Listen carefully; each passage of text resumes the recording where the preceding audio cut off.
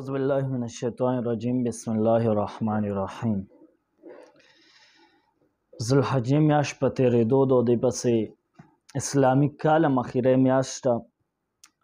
بیا دې نه پس اسلامي کال اولنۍ میاشت چې محرم الحرام د هغه شروع کېږي.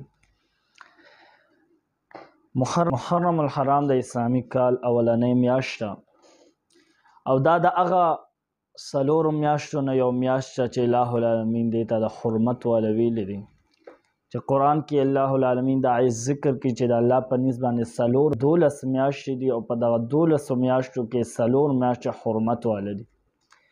نو هغې کې یو ذوالحجه ده چې دا تېرېدو والا ده، ورپسې محرم الحرام دام د حرمت والا ده او ذیقعده او رجب هغه تیر شوي دي.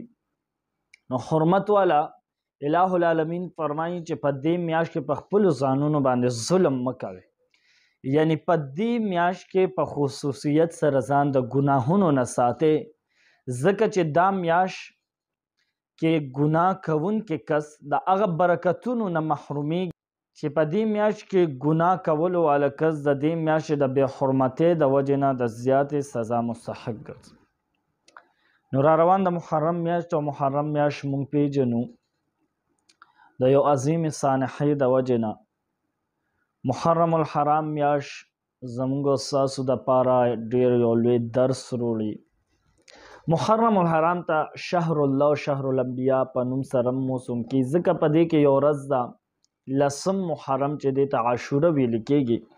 په دې باندې مختلف واقعات شو، لکه آدم علیه السلام چې دی په دې ورځ باندې قبوله شوې وه. په ځمکه باندې چې لومبې باران شو هم د عاشورې په ورځ باندې شو.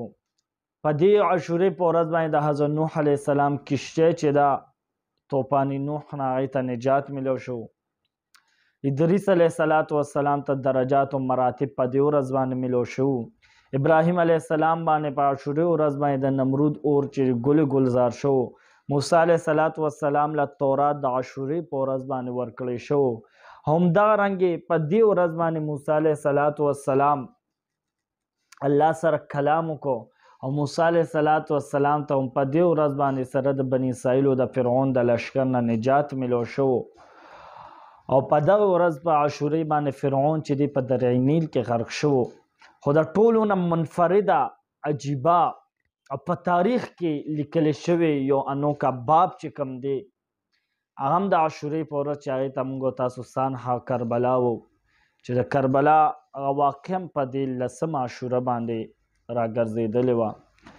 نو موږ تاسو د دې نسبت کو لرو، نو دا د حسنینو کریمینو د حضرت امام حسین رضی الله عنه د کربلا ته تګ دی او د هغوی قرباني ده. نو انشاءالله موږ به په دې محرم ته راتلو سو محرم کې انشاءالله سانحه کربلا چې کوم د دې تاریخي پس منظر دی او دا هم په تاریخ کې یو روشن باب و چې یو حج داسې مو د 10 هجرۍ چې ټول حاجان حرم شریف ته تو امام حسین رضی الله عنه کربلا طرف ته روانو. نو دا یو ډېر لوی داستان دی، دا یو قصه نه ده، دا د اسلام د سربلندۍ دپاره خاندان نبوت صلی الله علیه وسلم د هغوی قرباني ده. نو انشاءالله موږ به په دې وخت سره تاسو ته د دې تاریخي پس منظر چې کربلا څنګه شوې وه، یزید څنګه کس و چې بعضې خلک د دفاع کوي، د کردار څنګه و، د طور طریقې څنګه وې. بل طرف ته امام علی مقام حضرت امام حسین رضی الله عنه د هغوی کردار خو هر چاته واضح دی. بیا د هغوی د خاندان د نبوت سره څومره افرادو هغوی قرباني څنګه ورکړه او د دې نه پس چې بیا کله د یزید دربار ته د امام زین العابدین، د امام زینب رضی الله عنها، د امام حسین رضی الله کوم خطباتو انشاءالله موږ به هغه ټول پرله پسې تاسو ته لږ واړو کلیپونو کې جوړو.